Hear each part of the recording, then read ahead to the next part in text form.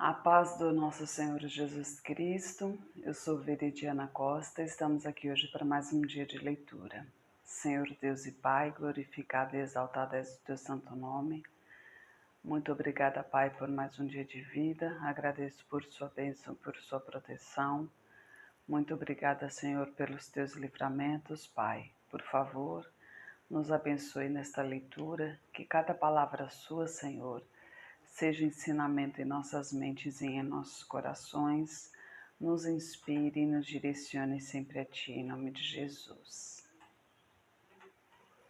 Primeiramente, eu gostaria de agradecer as pessoas que oraram por mim, pela cirurgia de hoje, e agradecer a Deus primeiramente, pois a cirurgia, graças a Deus, ocorreu tudo bem e tenho fé que resolveu os problemas que tem me causado nos últimos meses.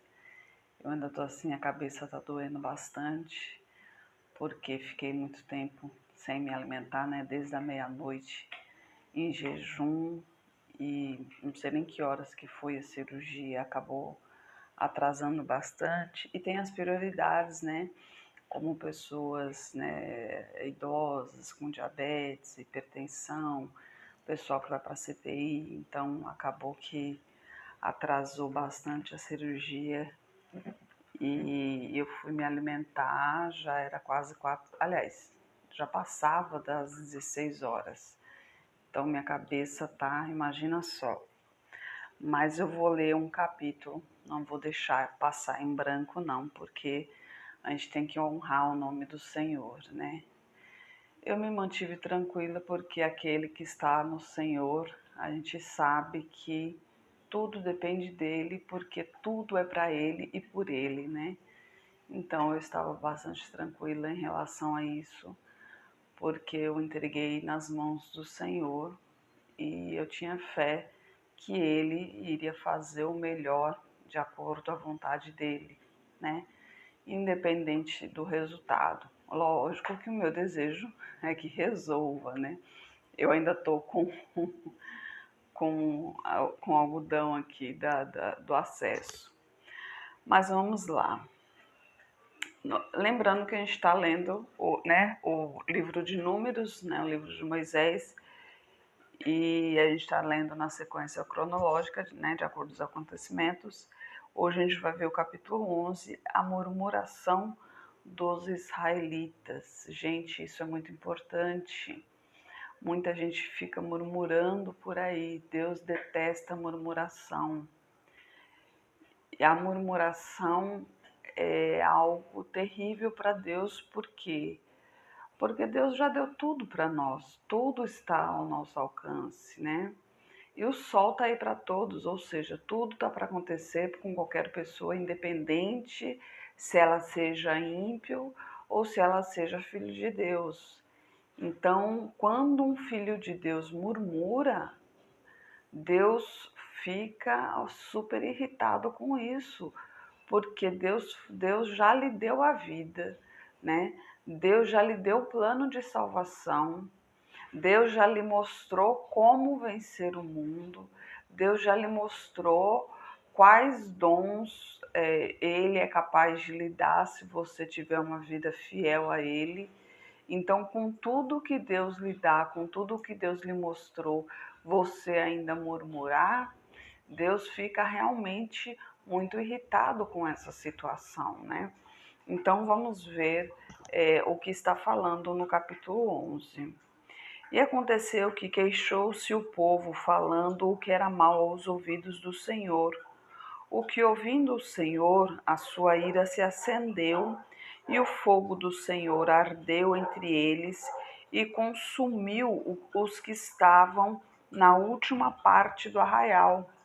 Então o povo clamou a Moisés, e Moisés orou ao Senhor, e o fogo se apagou.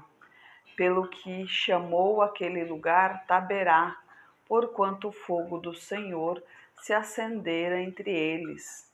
E os estranhos que estavam no meio deles vieram a ter grande desejo, pelo que os filhos de Israel tornaram a chorar e disseram: Quem nos dará carne a comer? Lembramo-nos dos peixes que no Egito comíamos de graça, e dos pepinos, dos melões, dos porros, das cebolas e dos alhos. Mas agora a nossa alma se seca, coisa nenhuma há senão maná diante dos nossos olhos. Gente, no deserto não há alimento algum. Maná era o que Deus fazia cair do céu para alimentar o seu povo, né, os israelitas. Imagina só, comida caindo do céu, né, alimento caindo do céu. E mesmo assim o povo murmurando, dizendo que preferia voltar ao Egito porque lá comia carne. Imagina só a cabeça desse povo, né? É como aquele velho ditado mundano, né? O pobre sai da pobreza, mas a pobreza não sai do pobre. E é a mesma coisa o escravo, né? Os escravos, eles saíram do Egito, mas a escravidão não saíam de dentro deles, né? Eles continuavam aquela escravidão ali dentro deles. Então, por isso essa murmuração. E a gente vai entender mais disso futuramente aqui continuando as leituras. E a partir do versículo 7. E era o maná como semente de coentro, e a sua cor como a de bidélio, que para mim também não faz diferença, que eu também não sei o que é bidélio. Espalhava-se o povo e o colhia e o moía, em moinhos o moía, ou num grau o pisava. Em panelas o cozia e dele fazia bolos, e o seu sabor era como o sabor de azeite fresco. E quando o orvalho descia de noite sobre o arraial, o maná descia sobre ele. Então Moisés ouviu chorar o povo pelas suas famílias, cada qual à sua porta da sua tenda. E a ira do Senhor grandemente se acendeu e pareceu mal aos olhos de Moisés. E disse Moisés ao Senhor: por que fizeste mal ao teu povo, e por que não achei graça aos teus olhos, visto que puseste sobre mim o cargo de todo este povo? Concebi eu, porventura, todo este povo? Dei-o eu à luz, para que me dissesses: leva-o ao teu colo, como a ama leva a criança que mama, a terra que juraste a teus pais? De onde teria eu carne para dar a todo este povo? Porquanto contra mim choram, dizendo: dá-nos carne a comer. Eu só não posso levar a todo este povo, porque muito pesado é para mim. E se assim fazes comigo, mata-me, peço-te, se tenho achado graça aos teus olhos, e não me deixes ver o meu mal. E disse o Senhor a Moisés: ajunta-me 70 homens dos anciãos de Israel, que sabes serem anciãos do povo e seus ofícios, né? Ou seja, os anciãos realmente entendidos das leis de Moisés, né? Porque Moisés, quando Deus ditava as leis e todos os acontecimentos, Deus ordenou a Moisés que ele escrevesse tudo, né? E os trarás perante a tenda da congregação, e ali estejam contigo. Então eu descerei, e ali falarei contigo, e tirarei do espírito que está sobre ti, e o porei sobre eles, e contigo levarão a carga do povo, para que tu não a leves sozinho. E dirás ao povo: santificai-vos para amanhã, e comereis carne, porquanto chorastes aos ouvidos do Senhor, dizendo: quem nos dará carne a comer? Pois íamos bem no Egito, por isso o Senhor vos dará carne e comereis.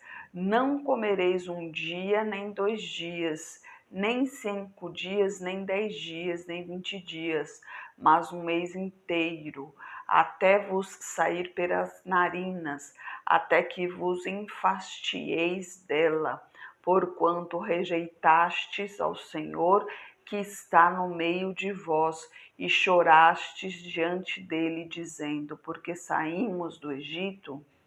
Olha só, né? Deus como é grande, né? Primeiramente, Deus entendeu o que Moisés estava dizendo ali. Embora Moisés parecia é, até mesmo uma murmuração, mas na realidade era um clamor que Moisés estava fazendo. Realmente era um povo muito grande para Moisés sozinho lidar com todos eles, né? Então o que Deus fez? Deus trouxe os anciãos, os entendidos da lei, para que dividissem o pesar, né? Para que dividissem as funções ali junto com Moisés. Jetro, o sogro de Moisés, já tinha dito a Moisés para fazer isso, né? Mas faziam isso entre os negócios ali do dia a dia das aldeias, né? Não em relação a tudo, né? Não em relação às coisas de Deus, por exemplo, né? Agora, quanto ao povo, Deus falou: não, vocês querem carne? Então tá bom, vocês vão comer carne e vão comer até se entupir, né? Eu tirei vocês da terra do Egito, eu tirei vocês da escravidão e vocês estão clamando por carne, estão querendo trocar liberdade por carne. Então vocês vão se entupir de carne, né? É porque é uma coisa, é uma coisa admirável, para não dizer uma palavra pior, né? Porque eles foram libertos, né? Mas eles ainda estavam com a escravidão dentro de si, né? Pensando que no Egito comiam carne e queriam comer carne novamente. E lá tinha carne. Aí o que aconteceu? Então, a partir do versículo 21, e disse Moisés: 600.000 homens de pé é este povo. Olha só, 600.000 homens, ou seja, 600.000 homens a partir de 20 anos, entre 20 e 50, que são os homens contados que servem para o exército. Isso tirando crianças, idosos, mulheres e deficientes, né? Porque deficientes não entram no exército. Então, 600.000 homens de pé é este povo no meio do qual estou. E tu tens dito: dar-lhes-ei carne e comerão um mês inteiro. Degolar-se-ão para eles ovelhas e vaca que lhes bastem? Ou ajuntar-se-ão para eles todos os peixes do mar que lhes bastem? Porém o Senhor disse a Moisés: teria sido encurtada a mão do Senhor? Agora verás se a minha palavra se há de cumprir ou não. E saiu Moisés e falou as palavras do Senhor ao povo. Ajuntou 70 homens dos anciãos do povo e os pôs ao redor da tenda. Então o Senhor desceu na nuvem e lhe falou. E tirando do espírito que estava sobre ele, o pôs aqueles 70 anciãos.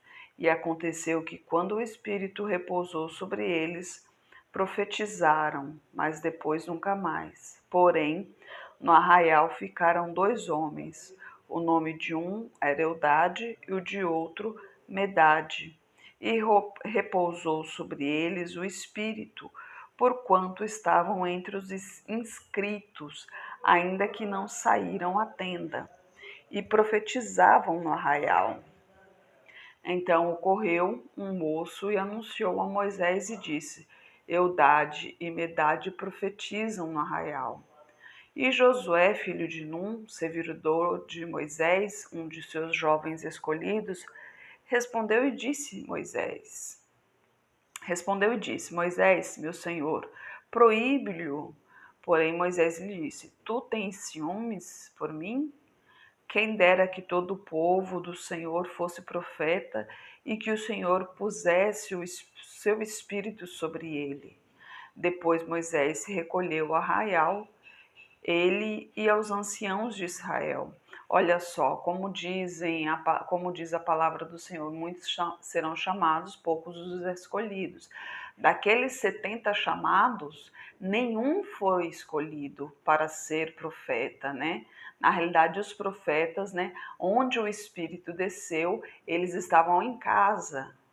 Eles receberam o Espírito Santo em casa, eles não esperavam por essa, né?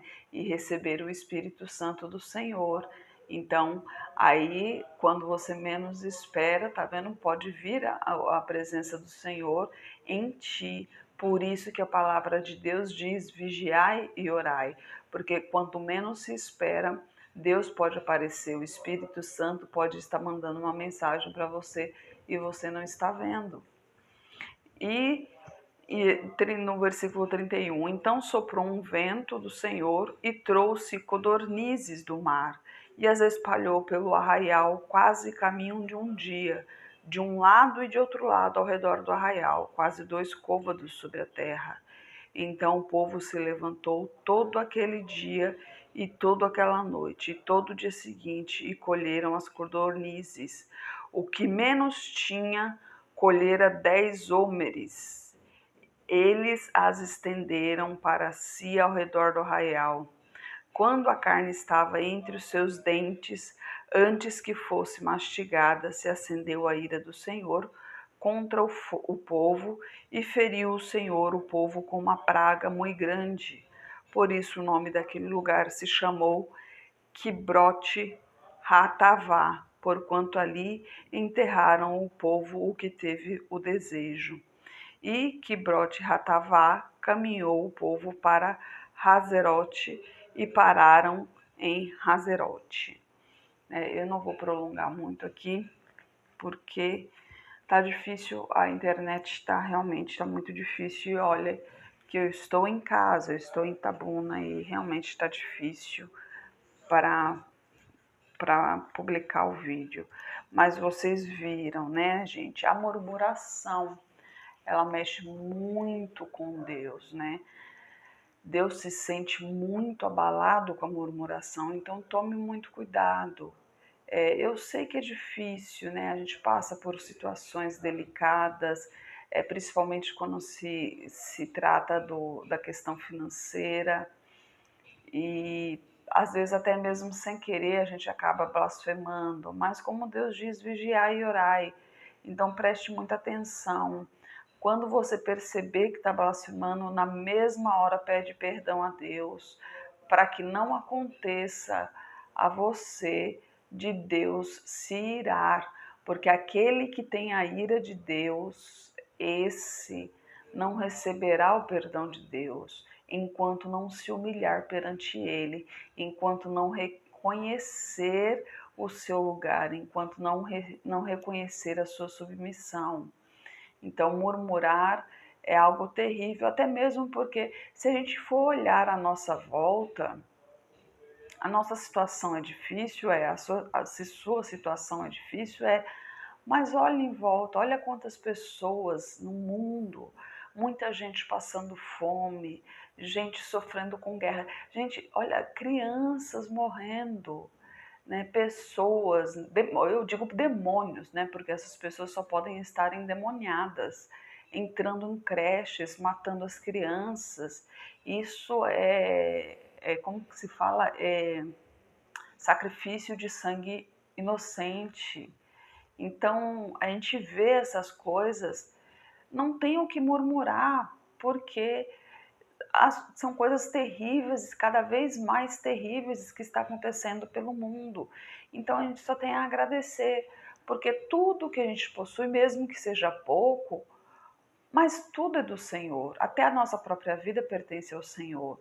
E você pode achar que você tem pouco, mas o pouco que você tem para outra pessoa é muito, e assim por diante. Então, a grama do vizinho é sempre mais verde, né? Tem esse velho ditado mundano. E acaba sendo verdade. A gente às vezes acha que tal coisa só acontece comigo, que não sei o quê. Eu mesmo passei por momentos assim, né? Como vocês sabem, minha cabeça, né, devido a migrânia, a enxaqueca vestibular. Embora ontem eu me senti muito feliz porque eu passei com outro neuro e ele me explicou, eu conversei com ele, né? Ele me esclareceu muito, eu saí feliz do consultório, porque na realidade o que eu estou sentindo sim é da enxaqueca, mas a medicação afeta muito também. Então dá para fazer um novo tratamento, é a longo prazo, mas a gente já vê uma luz no fim do túnel, né? Então, assim, Deus vai nos mostrando o caminho.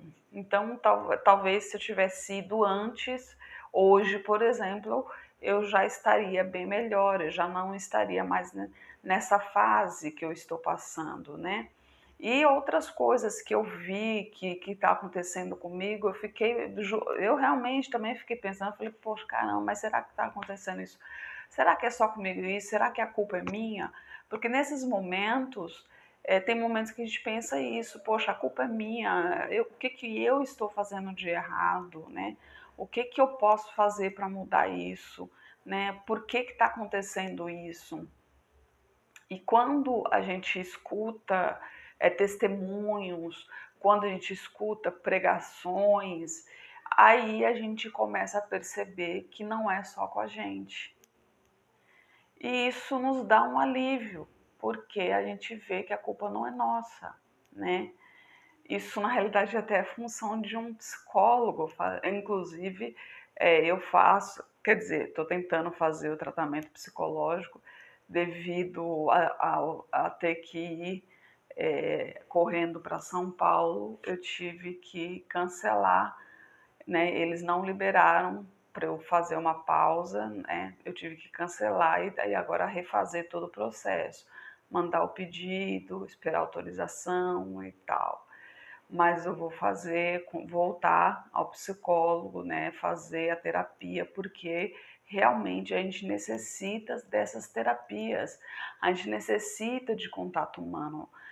Se não necessitássemos de contato humano, Deus não teria feito Eva. Lembra-se que Deus disse sobre Adão: não é bom que o homem fique sozinho. Por que ele falou isso? Não é bom que o ser humano fique sozinho, que o ser humano ele realmente precisa de pessoas, ele precisa conversar. Só que homens e mulheres têm jeitos diferentes, têm mundos diferentes.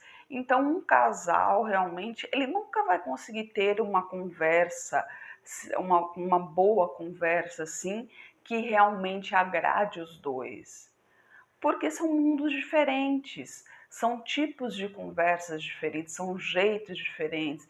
Enquanto a mulher gosta de conversar olho no olho, o homem, ele tá olhando lá para a esquina, mas ele tá ouvindo o que você tá falando. Entendeu? Então são coisas completamente diferentes. Por isso que é muito bom fazer um acompanhamento psicológico. Por quê? Porque eles são talhados, né? Eles são capacitados para entender cada caso específico, cada pessoa. E ele trata cada um de acordo com a pessoa é.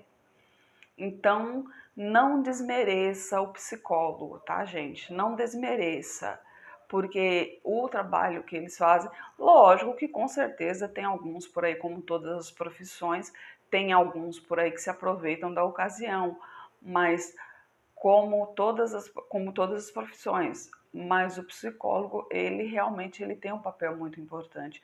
Se não fosse isso, Deus não teria dado a capacidade para ele de ouvir e conversar com a pessoa, entender a pessoa, ter empatia com pessoas totalmente diferentes uma da outra. Então lembre-se, tenha empatia, se coloque no lugar do outro, né? Que o mundo está precisando mais disso, de empatia, porque são absurdos e absurdos que estão acontecendo cada vez mais. Senhor Deus e Pai, glorificado e exaltado és o teu santo nome. Muito obrigada, Pai, pelo dia de hoje. Agradeço por sua bênção, por sua proteção, Pai. Muito obrigada, Senhor, pelos teus livramentos. Por favor, Pai, eu peço por essa pessoa que está orando comigo, manifeste o teu poder na vida dela, Pai. Toque em sua saúde, toque em suas finanças, Pai, toque em seu lar e principalmente, Senhor, toque em seu coração e em sua mente, Pai, para que trabalhem juntos, Senhor, e assim possam garantir o caminho da verdade, Pai, que é chegando a Ti, Senhor. Peço a Ti pelos meus parentes, Pai. Peço a Ti pela parentela de meu esposo. Derrama a Tua unção sobre cada um deles, manifeste o Teu poder na vida de cada um e traga todos para o Seu caminho, Pai. Peço a Ti, Pai, pelos nossos governantes, pelas nossas autoridades, que os Teus anjos estejam guiando cada um deles de acordo com a Tua vontade, Pai. Peço a Ti pelos Teus filhos, por favor, Senhor, nos capacite cada vez mais para proclamarmos o Teu Evangelho, Pai. É o que eu oro em nome de Jesus. Amém. Que Jesus Cristo esteja em seu coração e que Deus abençoe.